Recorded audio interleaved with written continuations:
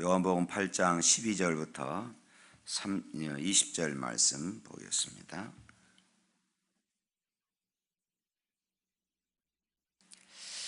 다 같이 있습니다. 예수께서 또 말씀하여 이르시되 나는 세상의 빛이니 나를 따르는 자는 어둠에 다니지 아니하고 생명의 빛을 얻으리라. 바리새인들이 이르되 네가 너를 위하여 증언하니 내 증언은 참되지 아니하도다.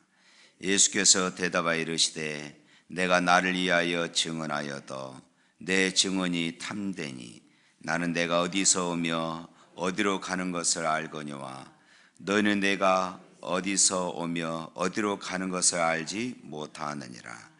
너희는 육체를 따라 판단하나 나는 아무도 판단하지 아니하노라.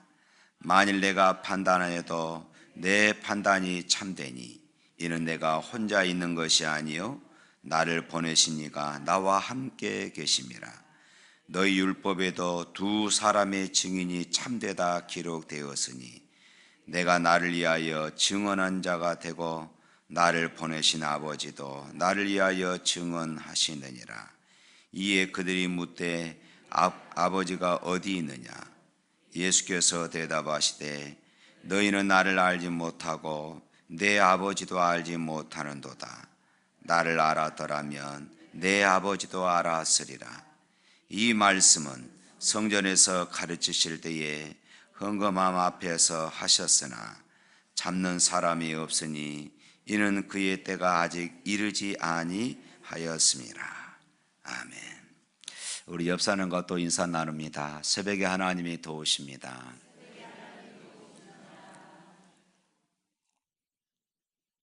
또 한번 다 같이 외쳐봅시다. 시작.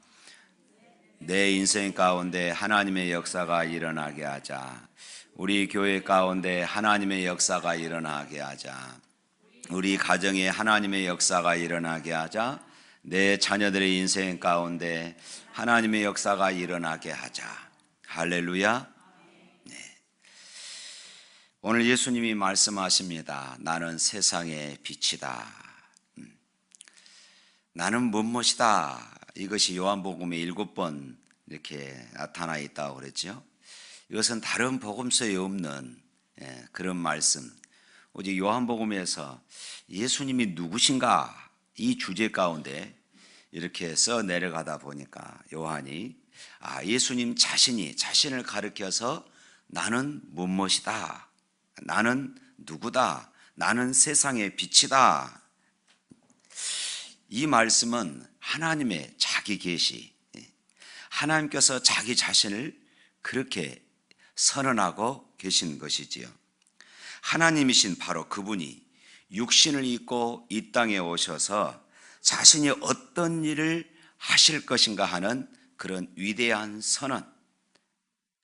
그러니까 나는 세상의 빛이다 했을 때에 그 예수님의 사역이 무엇인가, 어떤 일을 하실 것인가 하는 것을 우리에게 보여주고 있는 그런 말씀입니다.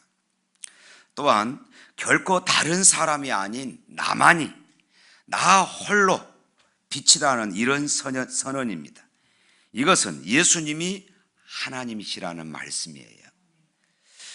구약의 불기둥의 빛은 하나님의 자기 현현, 하나님을 보여주신 것이지요. 그러니까 불기둥은 하나님이셨습니다.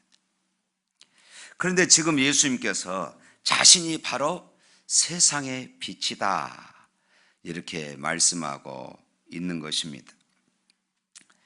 지금 이 말씀을 예수님께서 하실 때에 엊그제 말씀드렸던 것처럼 이제 이스라엘 땅의 명절, 이 장막절이 한 주간 동안 이 장막절, 이 초막절이 다 끝나가는 그런 시점입니다. 이때는 이제 모든 불빛이 다 꺼지지요. 모든 불빛이 마치 올림픽의 성화가 꺼지는 것처럼 올림픽이 끝나면은 성화의 불빛도 끝나지요. 이제 모든 불빛이 다 끝나는 그런 시점입니다. 그때에 예수님께서 그렇게 선언하셔요. 나는 세상의 빛이다. 이 선언의 의미가 무엇이냐? 이 선언의 의미가 무엇이냐면은 먼저는 하나님의 임재의 증거입니다. 이스라엘 백성들은 구름 기둥과 불 기둥을 통하여서 하나님이 그들과 함께 하심을 알았습니다. 그러면 예수님은 누구십니까? 단적으로 말하면은 그분은 우리와 함께 하시기 위하여 우리 가운데 찾아오신 하나님이십니다. 할렐루야. 그래서 요한복음 1장 14절에 그러죠. 말씀이 육신이 되어 우리 가운데 거하시매. 말씀이 육신이 되어 우리 가운데 거하시매. 이렇게 말씀합니다. 우리와 함께 하시기 위해서 찾아오신 말씀이신 예수님. 그래서 제자들이 예수님의 말씀을 듣고 있었을 때에 그것은 하나님의 말씀을 듣고 있었고, 제자들이 주님의 손을 만졌을 때에 그들은 하나님의 손을 만지고 있었던 것입니다. 광야 생활 중에 이스라엘 백성과 함께 하신 하나님을 성경에서 이렇게 묘사합니다. 출애굽기 13장 20절 말씀에 보면은 낮에는 구름 기둥, 밤에는 불 기둥이 백성 앞에서 떠나지 아니하니라. 구름 기둥과 불 기둥이 백성들 가운데 함께 했다는 말씀입니다. 그것은 하나님이 백성들 가운데 임재하여 계심을 그렇게 보여주셨습니다. 이것이 그 백성들에게 얼마나 커다란 희망이었겠습니까? 내가 걷고 있는 이 삶의 여정에서도 오늘의 고통이 아무리 심각하고 오늘의 상황이 아무리 어렵고 오늘의 좌절이 아무리 눈물겹다 할지라도 하나님은 결단코 떠나지 아니하신다면 두려워해야 할 이유가 없는 줄로 믿습니다. 만유를 창조하신 하나님, 말씀으로 만물을 붙들고 섭리하시는 그 하나님이 나를 붙잡고 계시기 때문입니다. 사랑하는 성도 여러분, 여러분들을 힘들게 하고 여러분들을 두려워하게 하고 여러분들을 걱정시키는 것이 있습니까? 하나님이 함께 하심을 믿으시기를 주님의 이름으로 축원합니다. 뿐만 아니라 나는 세상의 빛이다, 이 말씀은 하나님의 인도하심의 선언입니다. 나는 내 삶을 인도하고 있어, 걱정하지 마라, 바로 이 말씀입니다. 우리가 말할 수 없는 가슴앓이와 고통을 당할 때 그 고통을 이해하고 함께 나눌 수 있는 사랑하는 사람이 있다면 얼마나 우리에게 위로가 되겠습니까? 하지만 그들이 우리와 함께 있어 줄 수 있을지는 몰라도 우리의 삶을 인도해 주지는 못합니다. 광야길을 방황하던 이스라엘 백성들의 문제가 무엇이었겠습니까? 가도 끝없는 사망. 금방 이 광야길을 지나서 가나안 땅에 들어갈 줄 알았는데 40년 동안이나 이 광야 속에서 살면서 가도 끝없는 그 사막의 길, 어제나 오늘이나 내일이나 또 내일이나 끝날 줄 알았는데 때로는 그 광야에서 죽어가는 그 사람들이 수없이 많이 있었습니다. 그게 그것 갖고 무엇이 옳은지 분별하기도 어려운 그런 삶이었을 것입니다. 게다가 사막의 강렬한 태양까지 연상해 보십시오. 땡볕 아래서의 행군, 고통스러운 사막의 이 방황이 그들을 얼마나 힘들게 했겠습니까? 그런데 이보다 더 고통스러운 문제가 남아 있습니다. 어디로 가야 할지 모르는 것입니다. 아무리 가도 제자리에 서 있는 것 같습니다. 사방이 지금 사막이지 않습니까? 그런데 그들 앞에 구름 기둥과 불 기둥이 늘 함께 있었고 그들을 인도했던 것입니다. 그것은 한 자리에 머물지 않았습니다. 그 기둥은 움직이며 갈 길을 제시했습니다. 이 얼마나 인상적인 하나님의 인도의 방법이었겠습니까? 민수기 9장에는 이 장면이 아주 극적으로 잘 묘사되어 있습니다. 구름이 성막에서 또 오를 때에 이스라엘 자손이 곧 진행하였고 구름이 머무는 곳에 이스라엘 자손이 진을 쳤으니. 구름이 진행하면은 이스라엘 백성들도 진행했고, 구름이 머물렀을 때에 이스라엘 백성들도 함께 머물렀다, 이렇게 말씀합니다. 그러나 이처럼 하나님이 그들을 이렇게 인도하셨음에도 불구하고 그들의 이 광야의 삶은 또한 유혹이 있었을 거예요. 그렇게 땡볕 이 광야를 지나가다가 어느 날은 오아시스를 만나게 되어집니다. 그늘이 있습니다. 시원한 물이 있어요. 생각해 보십시오. 광야에서 이 오아시스, 사막에서 이 오아시스를 만났습니다. 아마 그들은 움직이지 말고 우리가 이곳에서 좀 머뭅시다, 이곳에서 좀 편하게 지냅시다 하는 이런 유혹들이 그들 가운데 있었을 것입니다. 언제 끝날지 모르는 힘든 방황길, 언제 도착할지 모르는 그런 가나안 땅. 그러나 지금 당장 그들 앞에 편안함이, 오아시스가 그들 앞에 놓여 있는 것입니다.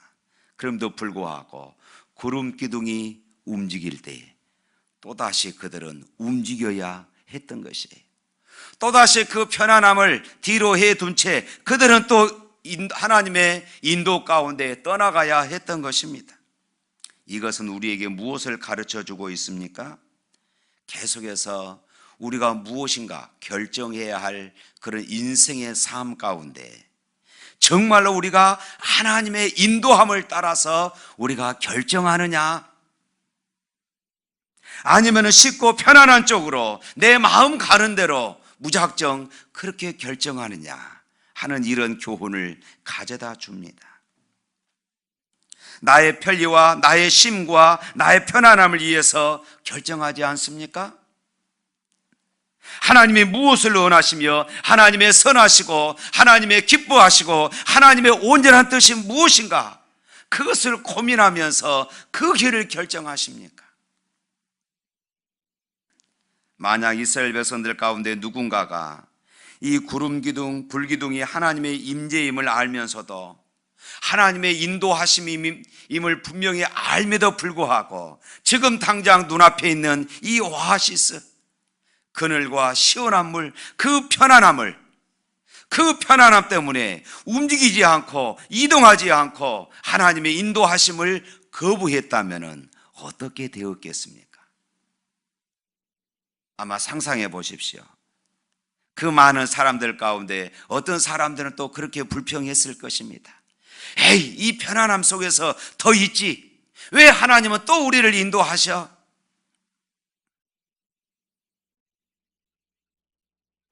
그럼에도 불구하고 그들은 구름 기둥이 떠오를 때 또다시 그들은 움직여야 했던 것입니다. 사랑하는 성도 여러분, 지금은 물론 구름 기둥, 불 기둥이 나타나지 않습니다. 그러나 하나님은 그보다 더 확실한 성경의 메시지로 우리를 인도하심을 믿으시기를 축원합니다. 또한 성령께서 우리 안에서 또 우리 곁에서 우리의 마음과 생각을 조명하고 감찰하고 계십니다. 그러나 이렇게 확신과 평안을 주시며 우리를 인도하신다고 선포하신 말씀에도 불구하고 때로는 우리는 우리의 편안함을 따라서, 우리의 기분을 따라서, 우리의 이익을 따라서 결정할 때가 참 많습니다. 어떨 때는 이것이 분명히 믿음의 길이 아님에도 불구하고 그것을 내가 알아요. 그럼에도 불구하고 편안하니까, 거기에 이익이 있으니까 그 길을 선택할 때도 참 많습니다. 주님은 말씀합니다. 나는 세상의 빛이니 나를 따르는 자는 어둠에 다니지 아니하고 생명의 빛을 얻으리라. 할렐루야. 주님을 따르는 사람이라야 빛 가운데로 거하는 이 놀라운 복을 경험할 수가 있는 줄로 믿습니다. 뿐만 아니라 나는 세상의 빛이니 이 말씀은 하나님의 약속입니다. 하나님의 약속이에요. 이스라엘 백성들이 구름 기둥과 불 기둥 가운데 결국 가나안 땅에 도착하게 되어지지요. 그러니까 그들은 불기둥과 구름 기둥이 움직일 때 움직이기만 하면은, 그것을 따라가기만 하면은 결국 하나님께서 약속하신 가나안 땅에 들어갈 수 있다 하는 이런 약속이었던 것입니다. 이 땅이야말로 궁극적으로 이스라엘 백성들이 들어가야 할 그런 땅이었습니다.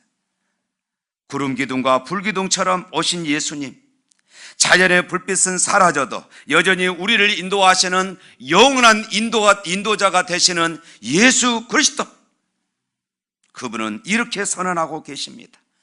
내가 바로 구름 기둥이야.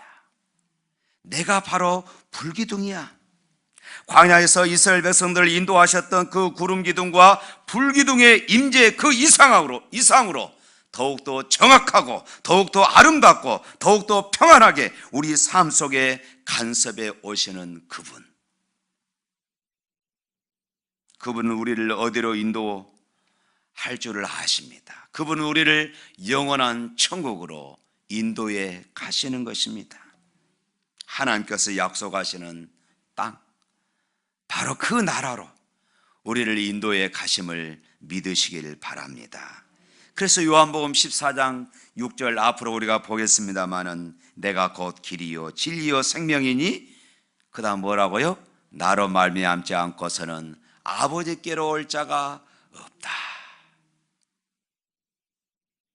광야에서 이스라엘 백성들이 내려야만 했던 수없이 많은 이런 결정들, 그러나 그들이 자기 기분 따라 자신들의 편리함을 따라 살아가지 아니하고 구름이 움직인 대로 따라가기만 하면은 그들은 결국 가나안 땅에 들어가게 되어졌던 것입니다. 사랑하는 성도 여러분, 여러분의 모든 결정은 하나님께 시선을 두시기를 바랍니다. 여러분들의 모든 결정을 하나님의 말씀에 고정할 수 있기를 바랍니다. 지금 나에게 편안함이 아니라 할지라도, 지금 나에게 손해가 되는 길이라 할지라도 내가 믿음의 길을 선택했다면 결국 하나님은 그 길을 통하여 나를 영원한 천국으로 인도해 갔을 것을 믿습니다. 사랑하는 성도 여러분, 나는 세상의 빛이니 나를 따르는 자는 어둠에 다니지 아니하고 생명의 빛을 얻으리라. 이 빛은 저와 여러분을 위한 빛입니다. 하늘나라로 가는 밝은 빛이신 예수님께서 지금도 우리를 부르시고 우리를 인도하시고 우리를 영원한 길로 인도하실 것을 믿으시기를 축원합니다.